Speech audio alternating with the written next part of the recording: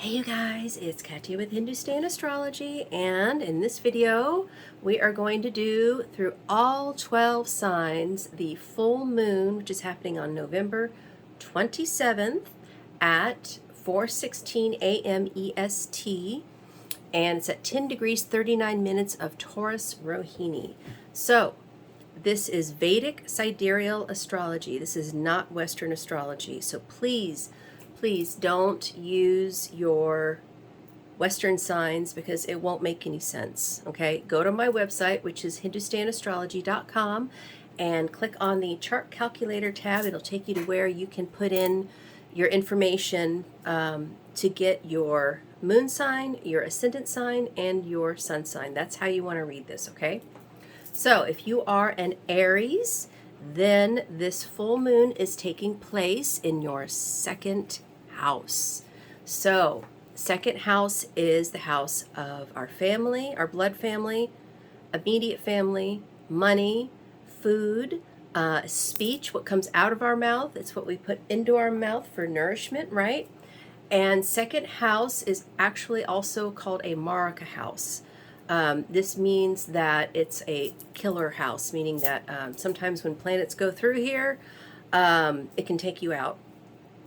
Second and seventh house are like that. But for a full moon chart, especially with the moon being in Rohini, I feel like this is going to indicate food, nourishment. How do you nourish yourself, right? So if you're a Taurus, if you're an Aries, then it's about nourishment, spiritual nourishment, as well as, what kind of nutrients you're taking in through your food. All right, Aries. Now, Aries, your chart ruler is Mars, and Mars is in his own sign in the 8th house, which is where he does great. Sun and Mars together in the 8th house for this full moon. Yes, Aries, you're going to have some energy, some vitality back. You're going to feel a lot better. Now, if you are a Taurus ascendant, then this full moon is happening on your sign. And it's in Rohini Nakshatra, which is ruled by the moon. So this is a wonderful full moon for Taurus people, I feel. We do have Venus in the 5th house, which brings creativity. We have Sun and Mars in the 7th house, bringing energy and activity to your partners. We have Mercury in the 8th house, which is great for research. Saturn's in the 10th house of career. So you know what, Taurus, this is going to be a really good full moon for you. I feel really good. Now, if you're a Gemini, then this is happening in your 12th house. And the 12th house is what? It's foreign lands, it's sleep, it's dreams, it's ultimate final liberation from this life. 12th house is secret enemies as well. So having the moon in the 12th house tells me that if you're a Gemini, your sleep is going to be supercharged. You could probably, sleep really well. I mean, full moons are hard to sleep on, but especially being in Taurus, I feel like we're going to nourish ourselves and, with some delicious food and be able to sleep. Now, Gemini, your chart ruler is Mercury, and Mercury is opposite in Sagittarius. And this indicates, your partner being more communicative, your partner being more creative, and also your business partners as well, especially, if you're in education or something, since it's in Sagittarius, right? Now, if, let's see, Venus is in your 4th house, I feel like Gemini, this is a time when things are going to open up for you. You have Neptune retrograde in the 10th house. So there could be some lies and deception that comes out regarding your career or people in your career. And then, with Rahu, Jupiter, Uranus, and Aries in your 11th house, be careful of fighting with people in your friends, people in your community, and just try to focus on the Venusian things for this. Gemini. Now, if you are a Cancer, then this is happening in your 11th house, this full moon. And the 11th house is what? It's friends. It's, you know, communities. It's that big check you get all at once.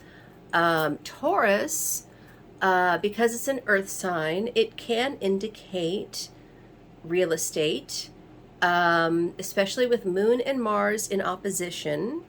That could indicate some money coming into you. I mean, in general, money could be better for everybody with Moon and Mars opposition. But for Cancer, because 11th house is great gains, and 5th house is our creative projects, you could finally make some money with something. And then Venus in the 3rd house, which is where K2 is going to go the next day. That's interesting, having K2 going to be, well, they're actually going to go like this. So K2 is going to go back to Virgo. Venus is going to go from Virgo into Libra. So that actually strengthens both of them. But yeah, Cancer, you've got Saturn in the 8th house, and this is indicating a rebirth, transformation, and especially for issues that have been difficult to solve. Like Shattabishak is hard to cure diseases, right? So if you've had a hard time getting a diagnosis, if you've had a hard time figuring out exactly what the problem is, this full moon might help you to see some of those things. Yeah, I feel like this is going to be enlightening for Cancer. And then Sun and Mars, like I said, in the 5th house of children, your children could be doing really well right now too. So that's really good for Cancer. If you are a Leo, then this full moon is happening in your 10th house. And what is the 10th house? 10th house is our career. It is how people perceive us and see us in our careers well. Whereas 6th house is more like the hands-on work that you do, and the 10th house is the recognition that you get for it. So Leo could get some recognition in their work right now. And then having Mars opposite, you also might get paid for it. Now having Sun and Mars in your 4th house, Leo, could indicate a boon coming in with real estate. So that is excellent. And then Saturn in the 9th house, you could have some difficulties with some law, maybe a lawsuit, settlement, something like that. Or, your father, if your father has health problems, then this could come out during this full moon. If you are a Virgo, then this full moon is happening in your 8th house. And as a, hold on a minute. Sorry about that, Virgo. This full moon is taking place in your 9th house of higher education, spirituality, beliefs. Rohini's very feminine, but she's very lusty. You could be really, being very passionate about your beliefs right now. And Virgo, you've got K2 going into your 1st house the next day, and you've got Venus there right now. I feel like Virgos have had a hard time. If you're single, Virgos have had a hard time with relationships, and especially with K2 and Venus on your, well, they're going to be going like this, right? So K2 goes onto your ascendant. Venus will be going off your ascendant into the 2nd house the next day. This actually could indicate some money coming to you, Virgo. But just be aware that while this is happening on, you could lose some money, and you could have some problems in your relationships as well due to probably low self-esteem. Venus and K2 can do that. And it can also indicate, like I said, difficulties in relationships, but especially with women as well, whether it's romantic or not, right?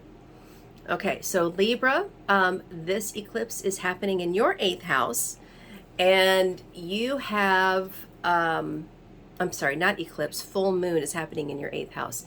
8th house is transformation, it's rebirth, it's the occult, right? And this is the house where it's the darkest of the chart, I think, and having the moon there lighting it up is very mystical. You could have some very mystical insights into things, Libra, especially if you're not inclined towards that kind of stuff. You could, your intuition's going to be very high at this time. Now, Libra, you've got, Rahu Gandanta in the 7th house. So partnerships have not been easy.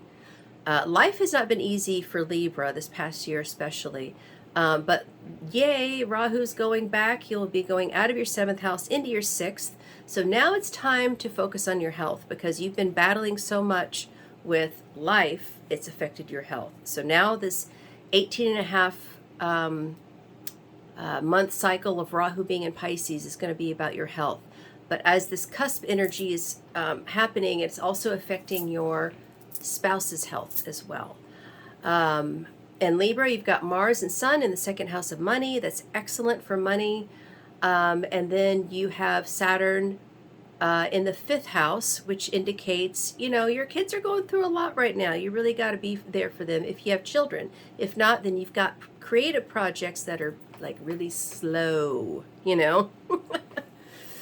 All right, Libra. So Scorpio, this eclipse is happening. I keep saying eclipse. We just came off the eclipse and I'm like still stuck in that, right? So if you are a Scorpio, then this full moon is happening in your 7th house, right? And you have Mars and Sun on the ascendant. Scorpio, you got to be real careful of your mouth right now. I don't care if you're right? And you've just really got to be careful of what you say. You've got to be careful of what you think. You've got to be careful of charging forward too much, Pay attention to your partner during this full moon. That's where your focus should be. And Mercury in the 2nd house, you're able to communicate right now, and you're able to communicate truth. But just be careful of getting triggered and getting angry, okay? Now we've got that Rahu Gandanta in the 6th house of work. Your work could be shifting. You could finally be getting some creative stuff done, moving into a new field. I feel like, your work is going to be transitioning into more creative type things. And then Venus is in your 11th house for this, and Venus in the 11th, female friends, right? That's the focus. Look to their support right now. If you are a Sagittarius, then this means that the full moon is taking place in your 6th house of health, open enemies. 6th house is, it is how we put, how we serve, how we volunteer, how we put our hands onto things, right? It's the hands-on work part of your career. So Sagittarius, you probably are learning some new skills, maybe, learning how to, really push forward in your career, but in a delicate, graceful manner, right? Moon is very graceful. And then you've got Venus in your 10th house of career. So that's actually really good for money. It's good for women in your career. It's good for the arts, especially if you're an artist. This could be a really good full moon for you. Saturn in the 3rd is telling me that, you could have some delays in contracts getting signed, short distance travel, that kind of stuff. It's not a retrograde thing, but Saturn is slow. It's just slow. So you could be getting frustrated with stuff like that. Okay, so if you are a Capricorn, then this full moon is taking place in your 5th house, which is the creative house. It is where children are. It is education. And, Capricorn, your ascendant lord is Saturn. Saturn's in the second house of money. So there could be some delays in getting that money to you. But you have in the fourth house the Rahu Gandanta. So be careful of anger at home. Don't let yourself get triggered by stuff. But that, Moon is opposite Mars, which is great for money. And so having Mars in your, in your 11th house is the house of great gains. So, Capricorn, you could stand to make some money, or some money comes to you during this eclipse. We have Venus in the 9th house, and 9th house is the house of spirituality, religion, long distance travel. It's the house of law. So, and it's also, the house of the father. And so, I would say there might even be some money coming into you through your father, Capricorn. That would be a possibility. Okay, so if you're an Aquarius, then this full moon's happening in your fourth house. Fourth house is the house of the mother, the home, real estate, and having moon exalted there, yeah, you stand to make some money right now too, Aquarius. And you've got the Rahu Gandanta in your third house, so you also have to be careful of your speech, your emails especially. Just, yeah, be, a little bit more thoughtful about what you say. Think before you speak, Aquarius.